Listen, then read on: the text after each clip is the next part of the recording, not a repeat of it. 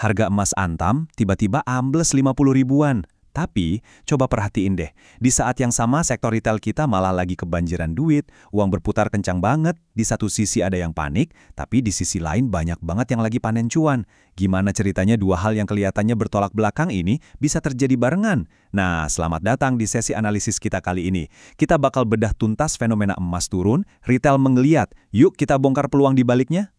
Bayangin situasinya kayak gini. Di satu sisi, kepingin emas tuh seakan-akan lagi kehilangan nilainya dari tangan para investor. Tapi coba tengok ke sisi lain, kasir-kasir retail justru lagi sibuk-sibuknya. Mesin pembayaran bunyi terus tanpa henti, dan troli belanja pada penuh sesak. Bener-bener kayak ada kepanikan di satu pasar, tapi malah ada euforia belanja gede-gedean di pasar yang lain. Ini dia realita pahit di pasar logam mulia kita sekarang. Harga emas Antam mendadak terjun bebas turun Rp50.000 per gramnya. Buat kalian para investor yang udah kebiasa ngelihat grafik emas terbang tinggi terus, penurunan dadakan ke level 2.700.000-an ini jelas bikin kaget kan? Pasti banyak yang detak jantungnya langsung berdegup lebih kencang. Tapi tahu nggak yang aneh? Walaupun harga di pasar lagi meleleh, operasional fisik di tambang-tambang raksasa dan pabrik peleburan itu sama sekali nggak terganggu loh.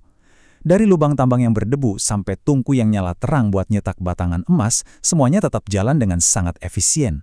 Artinya apa? Anjloknya harga ini tuh murni karena efek gejolak pasar makro, bukan karena pasokan fisiknya yang lagi macet.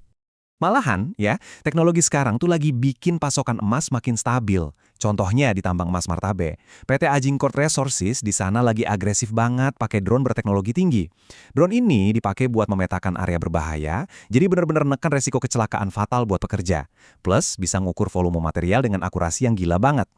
Saking pentingnya efisiensi ini, nanti di bulan Juli 2026, pemakaian drone ini bakal diwajibin buat semua kontraktor. Jadi produksi benar-benar aman dan suplainya stabil. Terus pertanyaannya, kalau suplainya aman, kenapa harganya bisa jatuh? Jawabannya ada di angka ini, 4,75%. Ini adalah suku bunga acuan yang lagi dipertahanin secara tegas sama Bank Indonesia. Kebijakan ini emang bagus buat ngamanin ekonomi domestik kita. Tapi imbasnya, dolar Amerika Serikat jadi tetap perkasa. Nah, pas dolar lagi kuat dan suku bunga tinggi, daya tarik emas ini pelan-pelan jadi meredup.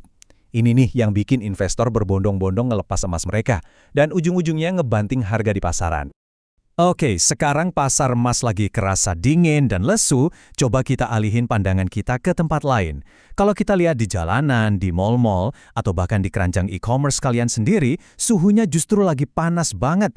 Sektor retail domestik kita ini lagi menggeliat kenceng dengan energi konsumsi yang benar-benar luar biasa besar. Coba lihat persentase yang spektakuler ini. Laporan resmi nunjukin kalau penjualan retail di bulan Maret 2026 itu melesat drastis sampai 10,3% secara bulanan. Angka ini benar-benar ngancurin pencapaian bulan Februari yang waktu itu cuma tumbuh 4,1%. Jadi pas orang-orang lagi nahan napas ngelihat aset emas mereka turun, konsumen retail malah tanpa ragu terus manasin dompet mereka.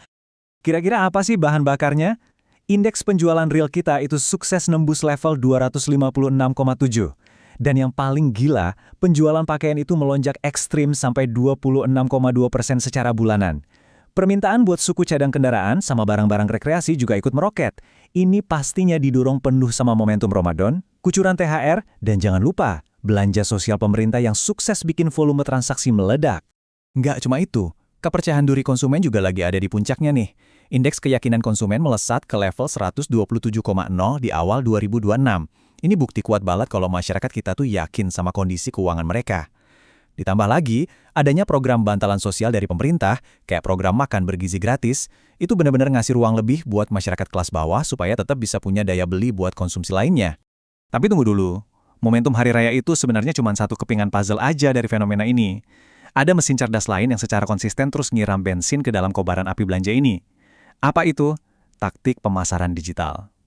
Di era sekarang, ledakan retail tuh udah nggak zaman lagi pasif nunggu liburan datang.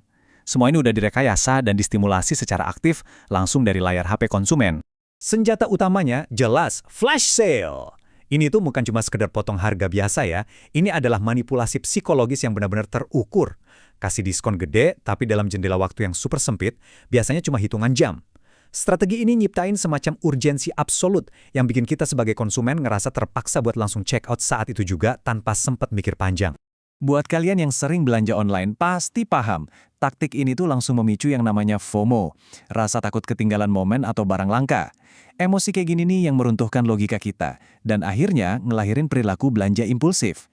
Dari sisi bisnis, ini tuh jalan pintas paling cepat buat nguras stok di gudang, plus ngedapetin efek viral gratis. Apalagi kalau pembelinya pamer barang diskonan mereka di sosmed, wah itu bakal narik lebih banyak traffic lagi. Tapi biarpun lagi euforia, kita tetap harus objektif nih. Namanya juga habis pesta, pasti ada masanya buat bersih-bersih kan? Bank Indonesia udah memproyeksikan bakal ada fase normalisasi, di mana penjualan bulan April diprediksi bakal turun sekitar 10% setelah puncak konsumsi ini lewat. Belum lagi, udah mulai ada warning soal potensi tekanan inflasi gara-gara naiknya harga bahan baku menuju pertengahan tahun 2026 ini. Jadi kalau kita tarik benang merahnya dari semua gambaran tadi, anjloknya harga emas tuh bukanlah sebuah kiamat finansial. Malah, ini bisa jadi peluang yang lumayan banget buat borong di harga murah, atau istilahnya buy the dip. Apalagi kita tahu fundamental operasional tambang emas terbukti masih sangat kuat. Di waktu yang sama, meledaknya sektor retail ngebuktiin kalau daya beli masyarakat kita itu masih tangguh. Dan ini benar-benar jadi ladang emas sungguhan buat bisnis yang bisa lincah bermanuver di ranah digital. Pada akhirnya, di tengah ketidakpastian ini, uang itu bakal selalu berputar nyari jalannya sendiri. Mau investasi atau mau belanja, dua-duanya bisa kok bawa cuan asalkan kalian tahu kapan momentum yang tepat. Nah, kalau kalian sendiri gimana?